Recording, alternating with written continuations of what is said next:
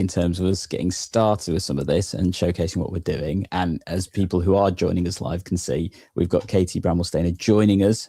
First time in a few years, I think it is, if I remember rightly. But yeah, looking forward to it. 2 years. Okay, yeah, better than me. So Katie, this is the soft start where we just give a few seconds for people to kind of like join and things, just so that they don't miss the start of the show. It's great to have you with us. And it may go a little pixelated for Katie and it's really nice to be here. Thank you ever so much for inviting me. Yeah, cool. Good. So as people join in, feel free to come and say hi. Say hi to Christina, already saying morning to us all. And for those that are joining us on YouTube, you may notice there's a little poll as well that we put on there in terms of whether you would accept or reject the contract, which for me and Andy has already posed some interesting results before it started. But we'll come to that a bit later because, I think that's going to be an interesting one. But I think it's probably time we get started now, isn't it, Andy? Let's do it. All right, let's go for this then. I've realised I've gone through a stripy mug and a stripy top, and now I look like I'm slightly mental. General practice. The new contract is out, and in response to that, GPC have called for a referendum onto whether or not it should be accepted or not. So me and Andy wanted to cover that, but we're not going to do that alone. Today, live and exclusive, we have got Dr. Katie Bramwell-Stainer, chair of the GPC, joining us to give her opinion on what the next steps are for general practice, how this may impact you if you're working and as patients as well, and what this all means as we tech enhance your primary care and learning.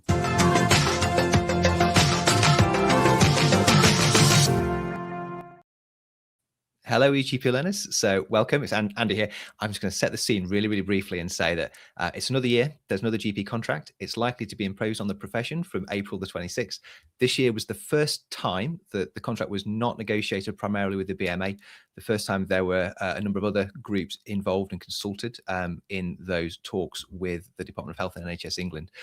To an observer, the quality of the relationship and dialogue between the BMA and our government and our secretaries of state is at a low ebb at the moment. The contract has been rejected by the BMA GPC. They are committed to negotiating a new contract. A ballot of members is underway from the 5th to the 25th of March. I'm sure Katie will tell us more about that in a minute. For the first time, this is a ballot of all GPs, not just GP partners.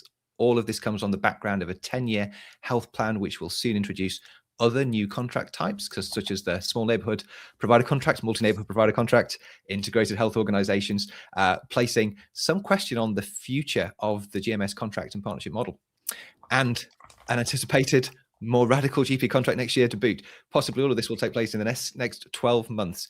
The stakes are high for the GP profession. It is under this backdrop that we welcome Katie to the show. So welcome, Katie. It's a Saturday morning. Thanks for joining us. We are 3 GPs sat talking about the GP contract. We are live. There is an audience. The audience may ask questions. This is being recorded. Let's go. So hopefully I've set the scene for you guys. Let's relax now and get into that conversation. Definitely. Say hi to everybody, Katie, and tell us how you're getting on. I feel exhausted after that opener.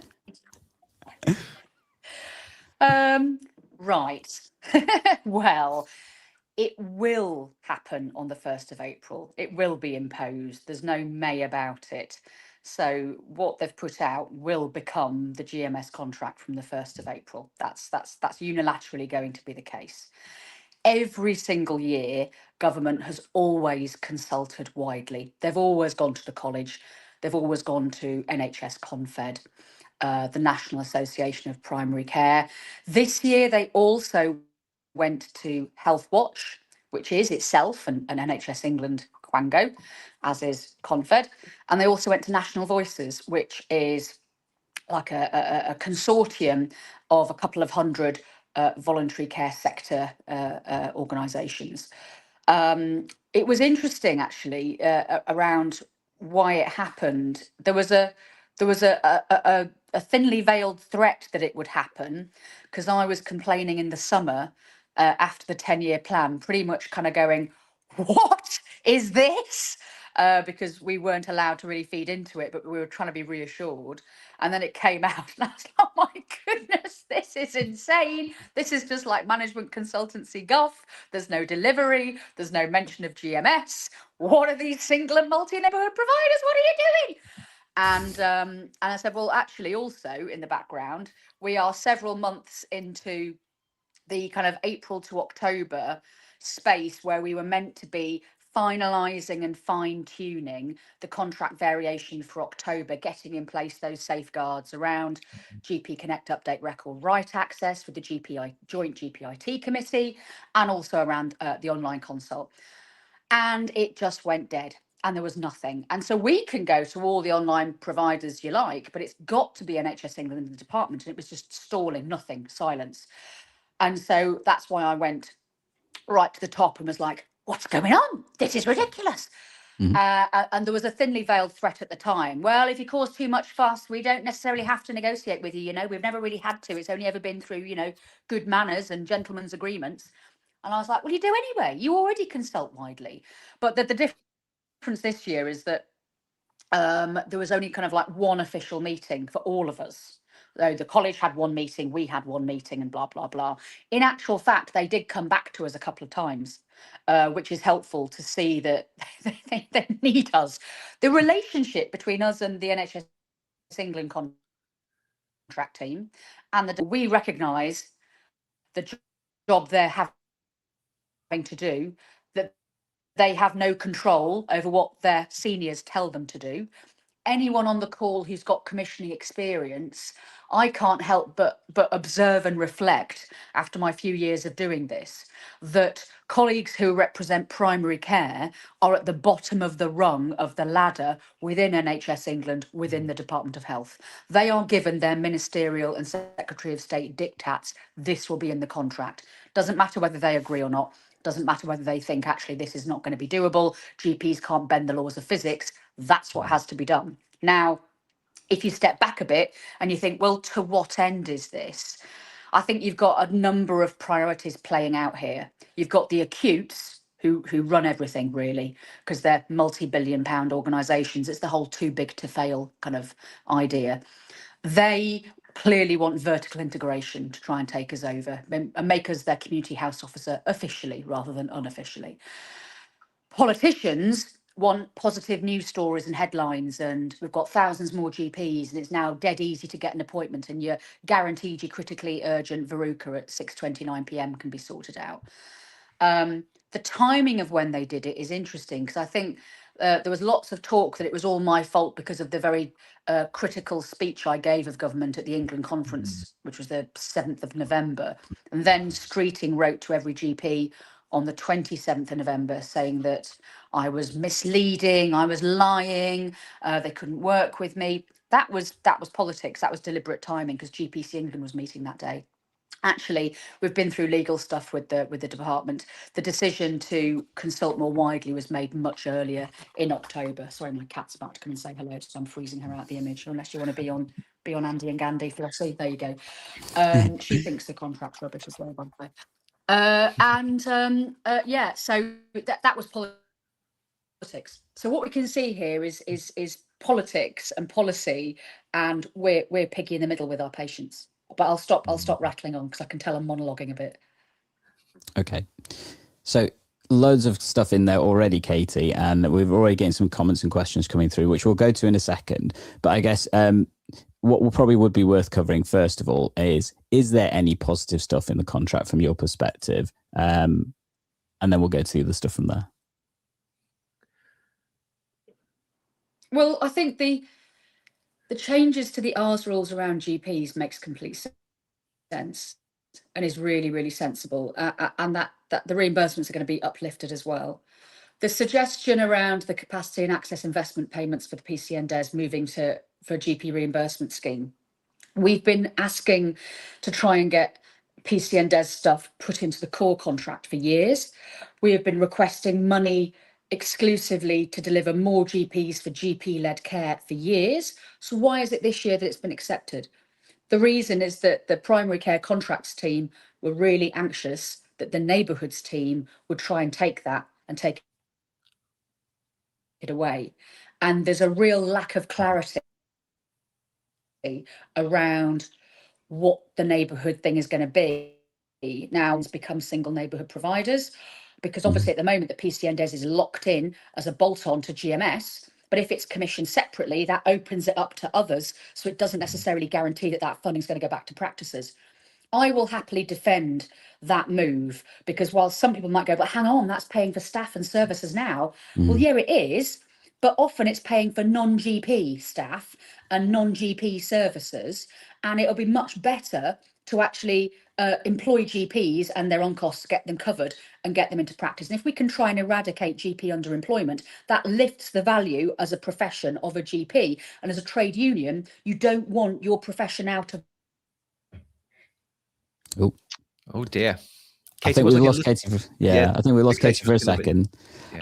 I'm just going to comment on that. So Katie may or may not know, Andy does. I'm one of the networks whereby utilising that fund is actually used to pay for GPs, and may potentially cause some challenges in terms of how we manage that, because we still don't know the detail as to how that's going to be transacted in terms of that reimbursement fund, because it creates interesting logistics of how that may or may not work. But it looks like we've got Katie joining us back. I wonder if that was the internet cutting off for a second, or the cat running over the router or something like that. But we've got you back, Katie. So we were just saying that my network's actually, interestingly, one of the ones where that change is potentially causing some challenge. I think a lot of that will come out when the detail of how the reimbursement fund comes into play, because we use about 90% of that to pay for GPs. Okay, well, that's good news, at least, because that was terrifying. They're telling us it won't be ready to start in April. Okay. Yeah. And I don't think they've yet really fully determined how they expect the funding flow to happen. I think it will probably go through the SFE, but that's interesting, because they said it could go through the SFE and get a reimbursement like ours.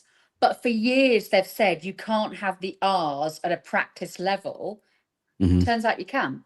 So you've got to remember, there's argy-bargy going on inside NHS England and the Department of Health. Everyone's trying to grab their bit of funding because there's no money. And so the primary care contracts team are trying to grab what they can and lock in the PCNDES into practices, because the neighbourhood team are thinking, well, what are we gonna invest in the neighbourhood thing? As for multi-neighbourhood provider contracts, so they're not anywhere near ready yet, and there's no guidance coming out. So I wouldn't be surprised if they get kicked into the next Parliament, and actually we try and do what we can to simplify SNPs and get them as akin to PCNs now as possible, to at least give GPs some consistency and continuity there, and not too much churn or change. Okay, good to know. So we've had a couple of comments. I'm just going to go to those briefly. So one from Sarah's Random Stuff 5588. Getting that much money to practice will make sense, but practice in some areas will very much lose out due to struggling to recruit any GPs, and often these are particularly deprived areas. That's definitely one I would agree with. I know, weirdly, in Nottingham, recruiting GPs is a bit more challenging, having gone through various rounds of recruitment and stuff. Yeah. Go on, Katie. So Sarah's right. And that's the point we made, that not everywhere can recruit, especially rural, coastal areas where there isn't a VTS. So this is also about reimbursements for existing GPs to increase sessions, potentially, partners and salarieds, or bringing in a long-term locum and getting that reimbursed, with the on-costs reimbursed as well. Okay. And then Christina's come in as well with, is there any increases in the R's part or just the role maximum? I believe there's a slight inflationary increase, but not a huge increase like we've seen in previous years with the DES. Is that correct, Katie? It's well, in terms of the GP rules, because any GP of any seniority or experience is now eligible. I think the maximum reimbursement is 112,437. Might not be that exact, and that's also been uplifted as well in terms of their overall uplift, which might increase after DDRB, pending what DDRB is, pending whether the Secretary of State agrees to it or not. Okay, Andy. Yeah, I was just going to move us forwards. I mean, so that was covering some of the potentially positive aspects of the contract. The next bit, potentially longer, Katie, and we do want to get onto some of those what next questions afterwards. But I was just wondering, in your eyes, what are the kind of top maybe 2, 3, maybe you need to go a little bit more than that, but more problematic areas, appreciating there are many, but what's drawn your attention like the most in terms of the key problems with the contract? There's two big ones for me. The first is doubling down on the online consults so that you can't cap them.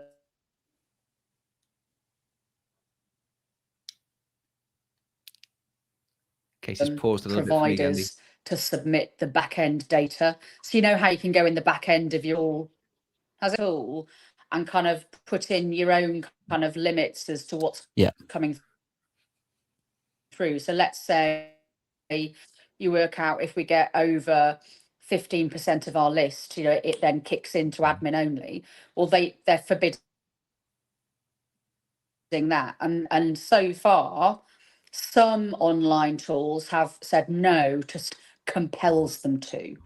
And also, so for example, with GP Connect Update Record Write Access, EMIS has been passing through the back end data to NHS England so that they tell them whether the practice is compliant, but Medicus haven't and TPP System 1 haven't.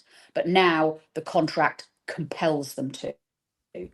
So from the 1st of April, everything will be known. So so you can't cap anything. So there's unlimited and the 90% clinically urgent. That is a massive, massive issue. And so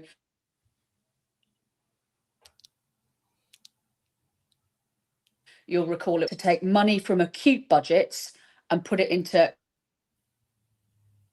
GMS with the hope of expanding on that in years to come.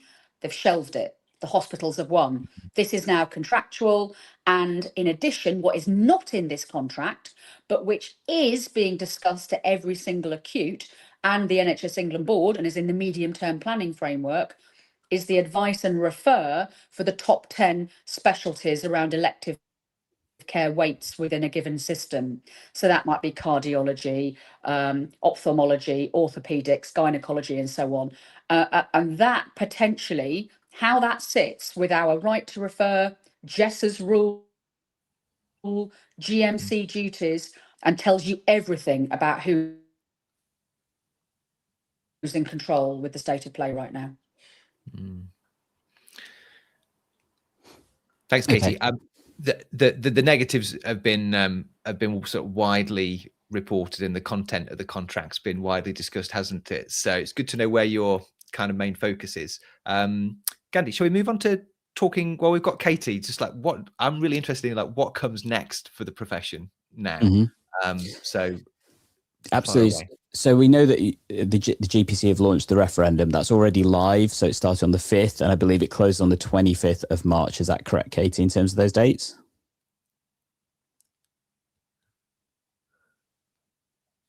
Yeah, we've got a thumbs up. Apologies. We know it closes Wednesday, the 25th of March at 12 noon.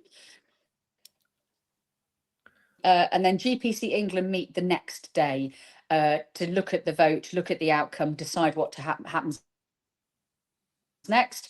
I'm going to be seeing Streeting before then to have a discussion, because really all of this is to what end? It's to get round the table, negotiated with GPC England.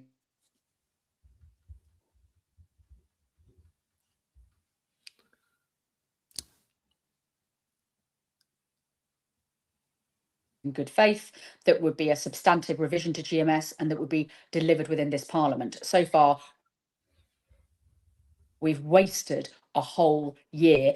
GPs cannot stand this any longer, and so we're going to have to. Okay.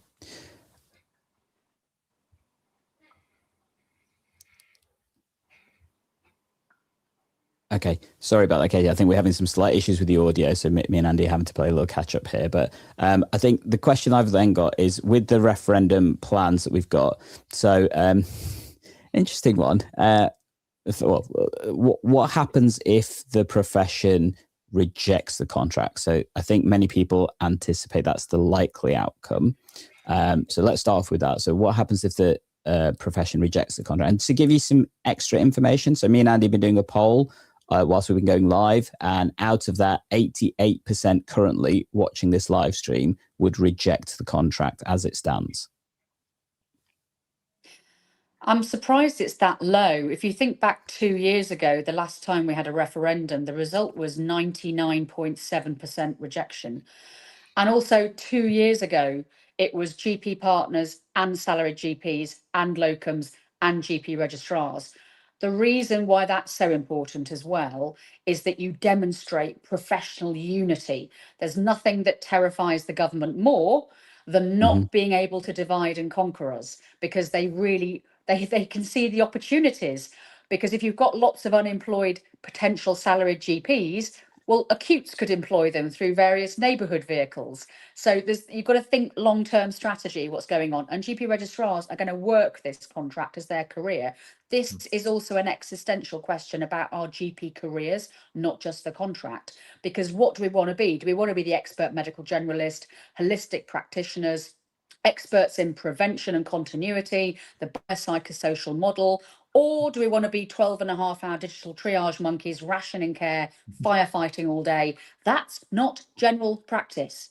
So that's a really critical thing. Now, in terms of the outcome, if it's rejected, and it depends how much it's rejected. So I am in the hands of my committee, and my committee are in the hands of you out there voting. So it's really important, if you are a GP that's practicing in England and a member of the BMA, you get a vote, and it should be in your inbox now. And the vote will come from bma@cesvotes.com. If you haven't got anything there and you've checked your junk folder and you've checked your member profile, then send an email to gpcontract@bma.org.uk, ideally with your membership number, and we'll try and work out what's gone wrong there. And we're constantly churning through that, because we've been here before. We've done the membership cleanse of data, so there should be far fewer problems this year. In terms of what next, GPC England could choose to go into action. We don't need another ballot. We could start collective action as soon as Wednesday, the 1st of April. Okay, Katie, I've got a question, because so we're asking GP partners and we're asking salary GPs and registrars and all members of the GP profession now. So again, in our GP partners, and we often, what we're really aware of is that we can't technically strike, can we? You know, we can do things that make life difficult for other parts of the NHS. We could potentially do things that put us in breach of contract, and the kind of personal stakes for that in terms of risks to personal finances and so forth are like really, really high, and we don't get the same protection that other people would get if they were taking similar sorts of action, which might mean that GP partners feel perhaps more uneasy than other parts of the profession. You know, could form a bit of a potential wedge there. I don't know, do you have anything to say to GP partners about the risks that they might face, to either help us understand those better, or Of course. I don't know, how do you feel about that? So I've been a partner myself for many years. My job over the past few years has been spent advising partners. So, and it still is. The perfect action is action that will ideally decrease the liability on partners, bring your patients with you, not risk any breach action, and target what government want. And I think we know the first thing that's going to be. And the other thing we've learned is that last time it was a menu of options, because it's so different from place to place. And we were doing it for the first time, and it was literally just my ideas. This time round, it's much simpler. It's going to be one action for 1 month. Just do it. A bit like the GP Connect update record video in my kitchen here from July 24. And then potentially, if we're forced to, we could have another action in May and another action in June. And if we're still getting nowhere, there is the possibility we could then escalate to an action that could incur a breach notice. That breach notice would be remedial. So if you then stopped doing that action, you wouldn't have a breach notice. So there would be no financial threat necessarily, but we'd have to give lots of advice. But before we take a step like that, we would go out and ballot. And that ballot would just be partners. And most of the actions will depend on just partners. And it's so important that partners understand some of the power that they have. And we need to really galvanize that specific power so they understand why they're doing this. And there are some things that we might not want to stop doing. And I think one of the first things we'll look at is patient data and the GP patient record, because we know that government wants to take control of that. They've stacked up the liabilities so much. And I think some of us might imagine that actually if the government take it, we don't have to do all those SARs, we haven't got to worry about all those data protection impact assessments. That's not true. You'll still be left with all the donkey work. You'll just have no autonomy. And the point I would make is that this is the richest data set in the Western world. It is worth billions. UK Biobank knows that. Palantir know that. The government knows that. We need to understand the value. And yet, as practices, we often just allow data sharing agreements voluntarily for no money for all of that data. Why aren't we monetizing this to get capital into funding GMS? That's really what we should be doing here. So one of the first actions is we're going to be thinking very closely about patient data and permissions for sharing. Okay. That's really helpful to hear, Katie, in terms of that perspective from hearing that from my perspective as a partner. Sorry, Gandhi, go on. No, really interesting to hear that kind of stuff and things. So I guess from your perspective, what is the end game then, Katie? What would good outcome be from the referendum, and what would well, we've kind of already heard what a less good outcome would be in terms of obviously the progressive move towards some form of collective action or industrial action, whatever you want to call it and stuff. But what would a good outcome be from the referendum? Well, I think the best outcome would be I go and see Streeting next week or week after next, and we have a really sensible discussion about scope, about locking in timelines, about agreeing each other's, core principles and heads of terms. And there are some concessions available, because I think as GPs we feel really bruised, and the past 6 months have been really bruising. Now many people are saying, why didn't we go into action in October? Well, we're in the middle of seasonal vaccination campaigns. You've got big contract variations that for some practices mean a totally different way of working. You've then had seasonal pressures over winter. You've then got quaffed at the end of the financial year. People have got to run their businesses first and foremost. And actually we wanted to see, well, how is this going to pan out? And now we're in a much better position to try and galvanise professional unity. A good outcome would be absolutely locking in that new contract and getting that reassurance. But my concern is they don't have the money to be able to promise that. And what we secured as a new contract will actually turn into a bit more revision for 27, 28. We'll throw in premises, we'll throw in Car Hill, but we don't know what the outcome of Car Hill is going to be. And that could be lifting up all of the deck chairs and lifeboats on the Titanic and throwing them around the place, which could be even more destabilising unless they're going to commit to levelling up. So there's an awful lot out there in terms of jeopardy for us, when in reality, what we need is investment in GMS, but Treasury won't do that because they can't see the funding flows, which is kind of why we're then stuck with having GP reimbursements. I mean, politically, I don't think that's a great idea, because you ought to be funding GMS so that it can afford more additional GPs and space and the rest of it. So actually, it's still a symptom of the pathology. It's not a curative treatment. It's a sticking plaster approach. This is not the space that I want to be in. It's not the space I hoped I'd be in a year from that commitment from Streeting. But all of us are subject to wider, bigger political machinations that are way above our pay grades, unfortunately. And I guess I'm just going to go to a couple of comments we've had that solidify some of the stuff that we talked about in terms of what's happened. So health matters, some acronym there. We would love to recruit GPs. 4 out of 5 practices in the PCN are waiting for new builds. We don't have a shoebox desk to spare, let alone a clinical room. That very much fits into that estate stuff that you mentioned there, Katie. Many practices just do not have physical space, let alone the resources to hire new GPs or practitioners or any kind of thing. There was a question about the Leng review. I know that doesn't really play into a part in terms of how that works with PAs and stuff in terms of the contract variations, but there's no change, I think, planned in any of that kind of stuff. Bit more of a challenging one for you, Katie. So from Pick Me One, is GPCE coming disconnects from GP partnerships? If there are less partners on the committee, how can it truly represent the partnership model? I'll give you a brief second to comment on that one, if that's all right, because I know that's a common comment that seems to come through on some of the channels and various other things. Yeah, and it's really interesting because a lot of that I think is comes from channels of misinformation. Like there's a partners WhatsApp group where I originally was happy to try and be on that and support it and answer questions, as was David Wrigley, who's also a partner and deputy chair. It's run by Richard, fantastic GP local to me in Harpenden in Hertfordshire. But a small subset of GPC England members barred me being on it or David being on it, so they could continue to sow these seeds of discontent. And actually, if you look at the makeup of GPC England, there are loads of partners on it. And those who aren't, they're not just, when you say they're salaried GPs, they're actually LMC secretaries.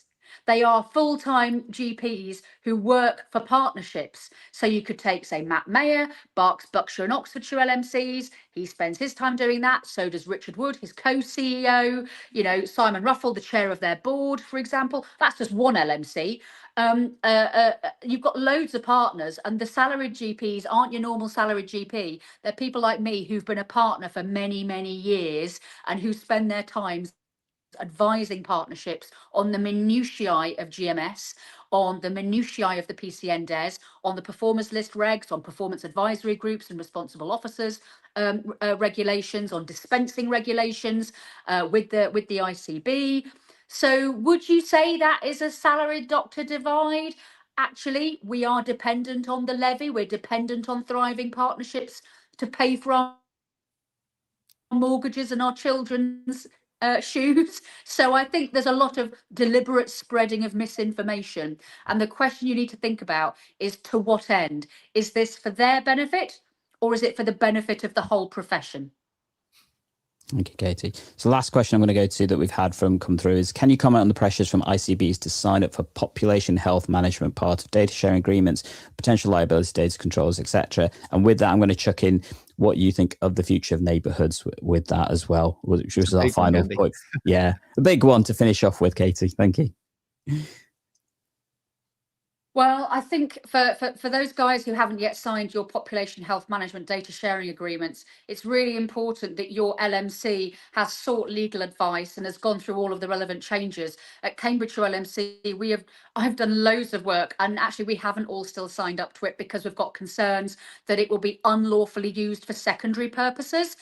Why can't they use open safely, for example? These are the questions you need to put to them, and your LMC should be doing that. And if they're not, you need to be asking them to, or going to surrounding LMCs or writing to us at GPC England around support there. This is a really important thing. If you're doing a voluntary data sharing agreement, who is monetizing your data? And what's the plan? Is the plan to undertake loads of searches and then throw the work back at you to help the trusts? So to what end is this being done? They'll say it's for the benefit of patients, but actually, is it for the benefit of patients, or is this for the benefit of the trusts and the system?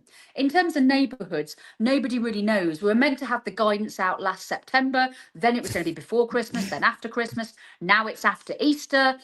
And the vacuum of guidance, together with all of these conversations taking place, the game of chess is being played. People are making their moves, whether you're sitting there or not. So you need to be in these conversations. If you're a local clinical director, or you're involved in your place or your LMC, you need to be at the table having these discussions, because otherwise these agreements are being made about you without you. That's why I put out the bite-sized thing of lead or be led. You're not giving any deals right now, but you need to be at the table having these conversations, because if you're not, there's no general practice and it's being done without you. Thank you, Katie. Appreciate we've taken a good chunk of your time on a Saturday morning and stuff, and really glad that you could join us and stuff. And I think that, the EGP learners are as well. We've just about hit 100 live viewers. joining us on a Saturday morning, which is really impressive to see. And obviously this will be shared and utilized in other places as well. I know that the GPC is going to be doing loads more stuff moving forward. In fact, myself and Andy are going to record a reflections episode on this afterwards, where I believe we've agreed I'm going to vote as well. So you're going to see my vote come out on that in terms of for the referendum and stuff. And as ever, if people do want more information, do let us know. There's the episode that we've got coming up right here. That's probably me and Andy doing that reflection, and coming up here will be another one. And as ever, we'll be here to take enhance your primary care and learning.